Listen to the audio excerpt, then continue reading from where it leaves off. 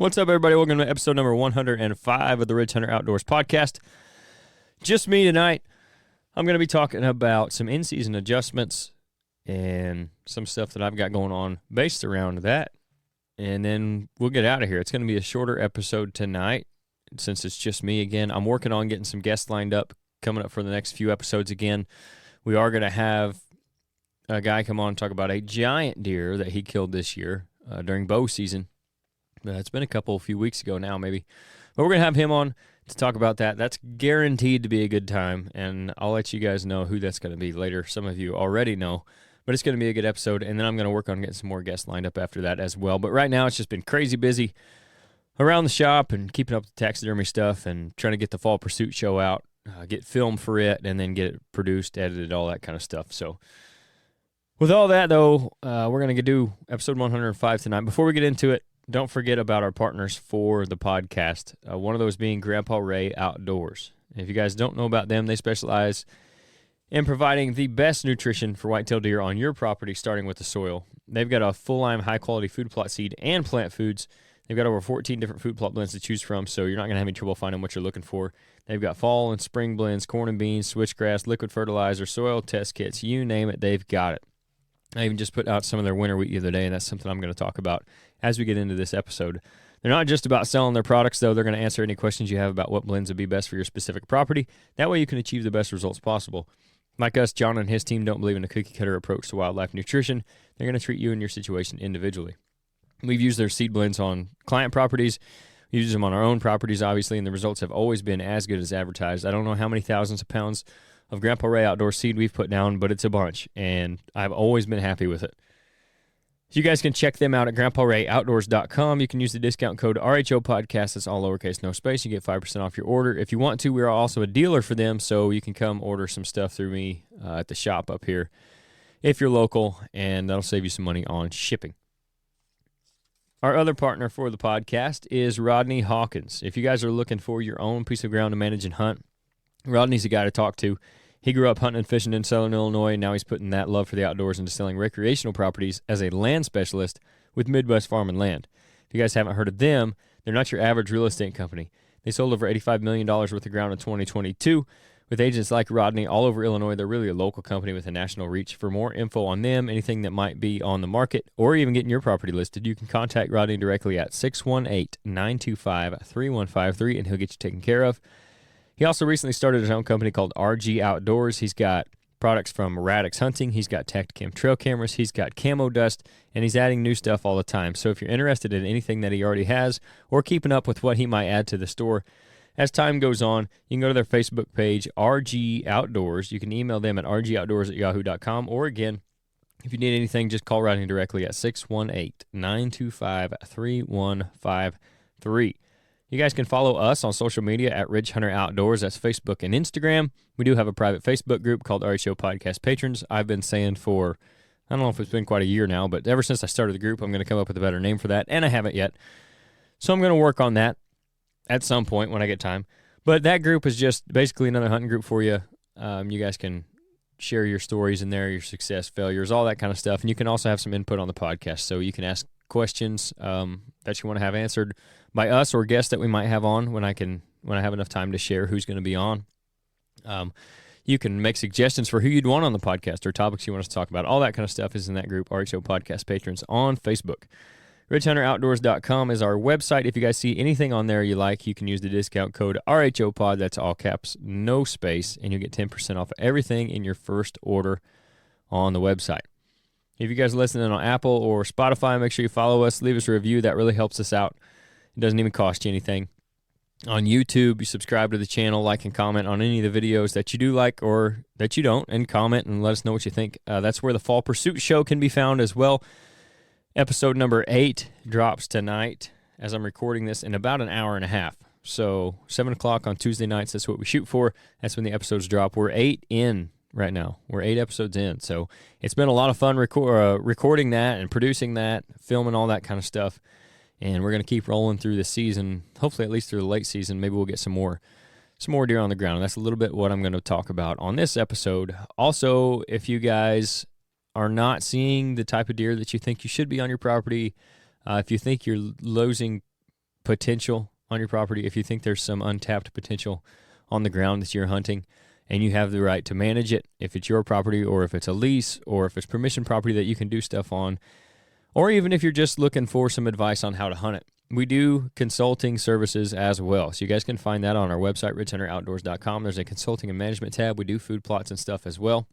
But we also do consultations where we'll come in, we'll talk to you about the property, about your goals for it, about your deer herd, and then we'll come and actually walk the property with you and see it for ourselves. We'll go through maps, of course, and we'll try to come up with some things that we want to look at. We'll come look at it with you, see what we see.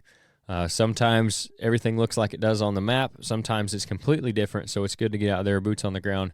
We talk to you about it person to person as we walk the property, and then we come up with a specific plan for your property. So it's going to be a management plan, and not only that, it's going to be the best ways we see to hunt it. Now, that stuff can obviously change.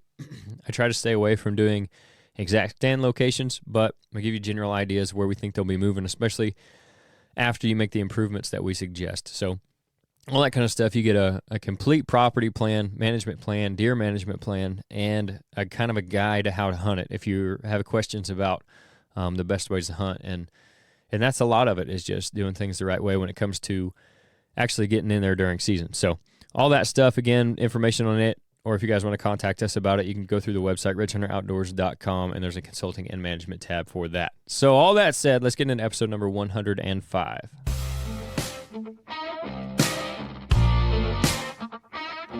This is the Ridge Hunter Outdoors podcast.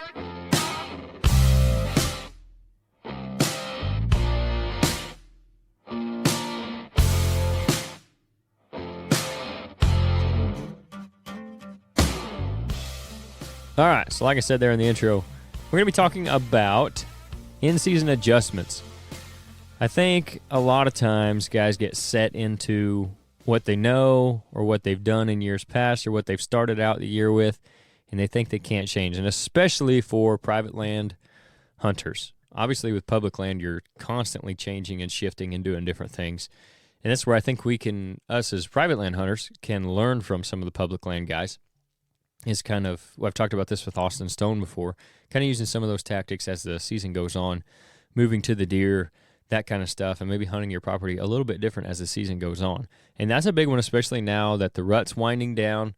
You're still going to see a little bit of activity. There will be what gets referred to as a second rut, where the does that either didn't get bred the first time or hadn't come in yet, or maybe they got bred and it didn't take, or however that works. They're on about a 28-day cycle, so they'll come in and heat again, and the bucks will find them, and you might see some chasing if you get one of those hot does by your stand.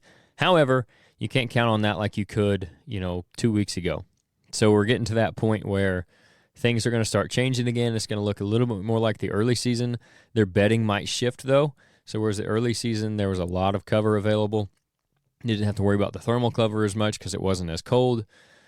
All the foliage was still on. Now all of that's gone. You got the cold north winds blowing through. It was like 23 degrees or something this morning, so it's only going to get colder as the season goes on and as we get closer and further into the winter.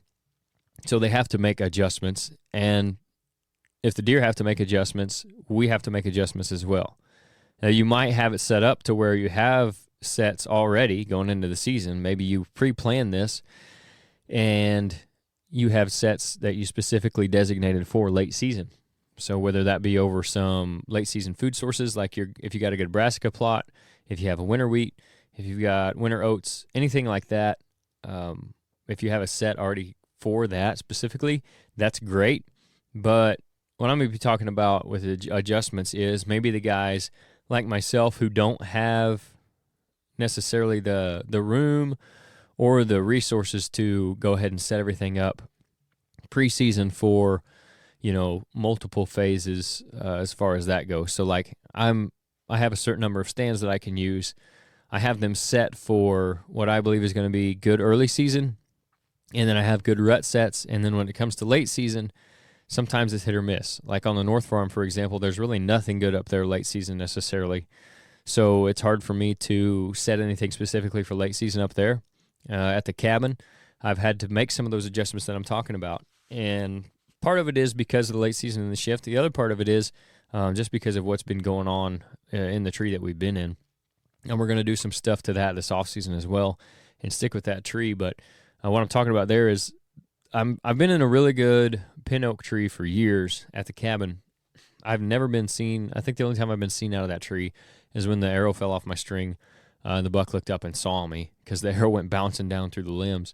But it always holds leaves pretty much throughout the season. It's got a ton of branches on it. I'm like 25 feet in the air, even though it feels like 15, just because of the way the tree is.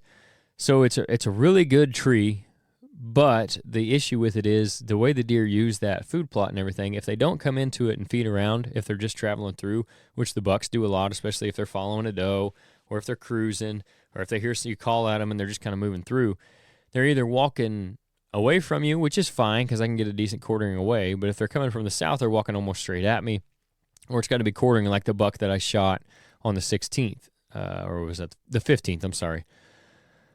So it's kind of difficult. You have to be pretty much perfect on your shot, and even though I thought I was in a pretty good spot on that one on the 15th, it didn't end up working out. So used to, I could shoot, a little bit farther to my left and to my right to where I could let them get broadside. Now that tree's grown up so much, it's almost to the point where I don't want to cut too much out of it and open it up too much and make it look too much different, because even that high in the air, as the deer walk out there, I think they might notice a little bit. So instead of going and doing all that right now and changing that tree completely, and I'm going to go in behind it, clear some brush this winter as well so I can shoot back to the north again behind the tree. I've had deer walk by me at 25 yards this year that I couldn't even see because it's just so thick back there, and most of it's the Russian olive. So we're going to take those out. But that's going to be off-season adjustments. So the in-season adjustment I made was I moved across the food plot and hung a double set over there. There's a decent tree that I can get in. I'm about 15 feet off the ground. It feels so bare just because I'm used to that pin oak, and it doesn't have a ton of branches on it, but I think it's going to be a pretty good set. And I can shoot back into the timber a little bit to the south. So if they try to slip through there, I have a lane to shoot them there. If they're coming or going north or south, at some point I will either have a quartering away or a broadside shot at them. I should have, more likely than being in that pin oak right now the way it is. So that's an adjustment that I've made just based off of the deer activity that I've seen.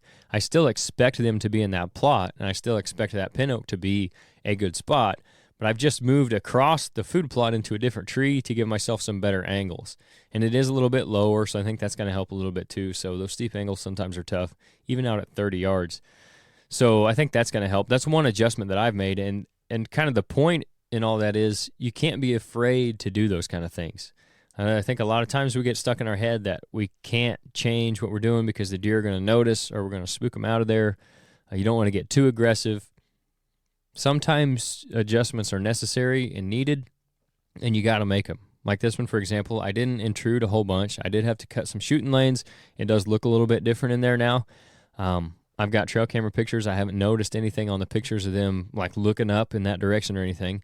I went this morning and sat it and didn't see any deer, so nothing to report there. I was hoping to see at least some does and see how they reacted to everything, if they saw me very well or not, or at all. A lot of that comes down to just being still anyway, but obviously at some point you got to get up and shoot. So I was curious to see how that would work. I might hunt there tomorrow afternoon and see as well. But those are the kind of things that, again, you can't be afraid to do. If it needs to be done, then you got to do it. Why stick with something that's not working for the sake of being safe and then ruining your last month and a half of the season? Because there's still a lot of season left just because you were too scared to make an adjustment, move a stand, hang a new set, something like that. And especially, again, if you have that limited number of stands that you can use, if you have a limited number of spots where you can put them, now maybe is the time where, just like your trail camera strategies shift, early season food sources, of course, those green food sources, the clovers, the radishes, stuff like that. Then as we get into the pre-rut, you move them to those scrapes and they get really hot. In the rut, you can put them in funnels. And just like you would do with your stands and the stands you would sit, you do that with your trail cameras. And it's the same thing going into the late season. You move your cameras back to the food sources, travel corridors between bedding and food, and you do the same thing with your setups. Your stands, you can move them to those locations or even sit on the ground if you have to. If you don't have the number of stands, if you don't want to worry about going in and moving a set, then you can go in and sit on the ground and hunt that way. Right now is probably the best time to be on the ground if you're going to do it, because you can still see quite a bit just because all the leaves are off and everything. So it's the best vision that you're going to have from the ground. Personally, that's why I like to be in a tree more than I do like to sit on the ground is because I can see so much more. And that's still true now, but you can see more on the ground than you would have back in October. So that's always an option too, and don't be scared to try that. If you've got, especially if you got a target buck or mature bucks moving and you know where they're at and it's not close to where your current setup is, you got to make the adjustment. Like this time of year, especially, we're getting through the rut, like I said earlier, you got to go to where the deer are, and if that's not where your stand's at, you got to change something. Another thing that I've done is I went in and on the Nebraska plot that did not do well, and neither of them really did well. It didn't get any rain, but the new plot there at the cabin, the Milo did okay on it, but I went in and I ran down the Milo with the four-wheeler, and I spread winter wheat and some oats into that, and I also put them over the top of what was supposed to be brassicas on the other quarter acre of that. So I should have like a half acre of winter wheat. And the thinking behind that is I'm kind of making the play for the late season. I still holding out hope that shed buck is still around somewhere. I did get a picture of another really nice buck that I only had one other time. On the 26th, he was in there at night. So I know he's still around. He at least made it through the first gun season. Hopefully he makes it through this weekend. But my idea is I went in, and yeah, it's noisy to go in there and plant with the four-wheeler during season, but I'm not seeing the deer that I really want to target. The one I did get the picture of on the 26th is absolutely a deer I would shoot. The big 7 is absolutely a deer I would shoot as well, but the shed buck is really what I've kind of had my mind on this whole off-season ever since I found his shed back in March, ever since I saw him last year. That's why I made the new plot, so in hopes of bringing him back, or maybe even just bringing in new bucks, bringing in does that will bring in the bucks. I went ahead and I ran that Milo down, and I put wheat out there.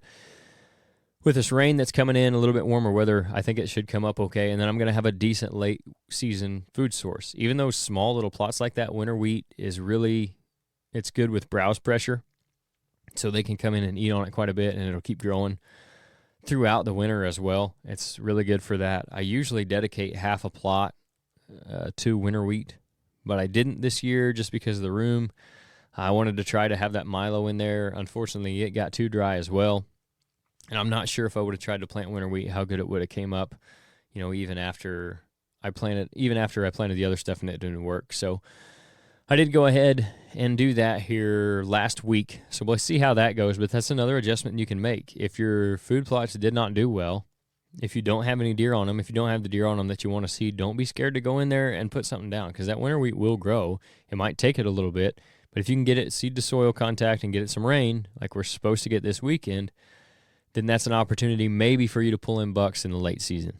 And at this point, it's going to be tough maybe for a week or two, unless you get those hot does that are still running around that come by you, or if you know where they're feeding right now, or before they make that big shift to their destination food sources for the winter.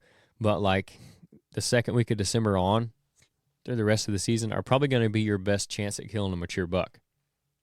They're going to become more patternable again. They're going to move earlier in the day. They're going to be back out almost like they would be in September a lot of times. So you're going to see them come out on those food sources early. The does are going to be out there really early.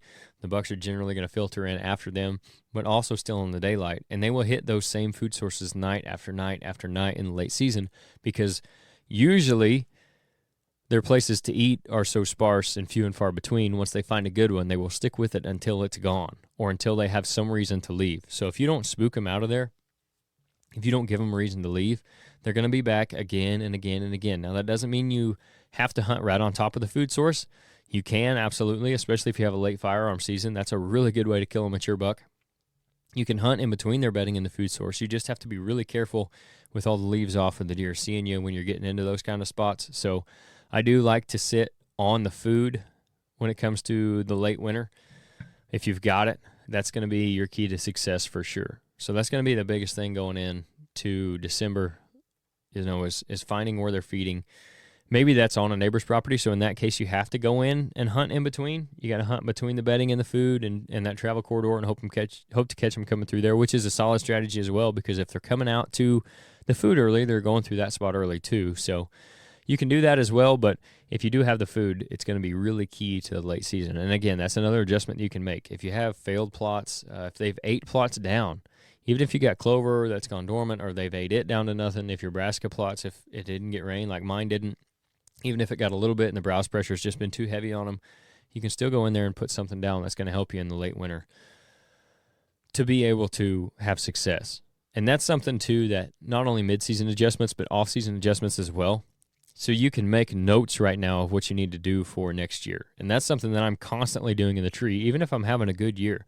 Even if it's not like this year where it's been really tough, I'm thinking, what can I do to make this better? And I've got so many ideas for what I want to do in the off-season. I know I won't get them all done. I won't get it all accomplished, but I know I can take steps in the right direction to make it better and better all the time. So that's something to keep in the back of your mind as well. Take notes on your phone if you have to so you don't forget things that come up, things that you might think of that can make that property better for you next season, not only in the late season, but also, throughout early season and throughout the rut as well. So that's what I got for you guys for this week as far as the adjustments go. Hopefully that helps you out. Again, don't be scared to change things up. All right. If you're sitting there and you're not seeing any deer, go find the deer. You're not going to kill them if you can't find them. And right now they're going to be congregating again. The does and fawns are going to be back together. The bucks are going to be not bothering them as much. They're going to be feeding in the same places. So find the deer, move to them. If they're not around your stands, change something. Make the adjustments that you have to make if you have to make them. And good luck to you as we go on here. Hopefully you guys have a good late season. Like I said, we're going to have some more guests coming up, so maybe we'll talk to them about some success, some ways they have success in the late season. I know Dusty would be a great one to talk to about that. He usually sees a lot of mature bucks move in on him because of their food sources in the late season. So maybe we'll get him on here to talk about that. But again, we'll have some more guests coming up. We'll talk some late season stuff. I'm sure we'll get into all kinds of stuff with them. But I'm looking forward to it. I appreciate you guys tuning in this week. Make sure you tune in to Fall Pursuit tonight as well. And we'll catch you on the next episode.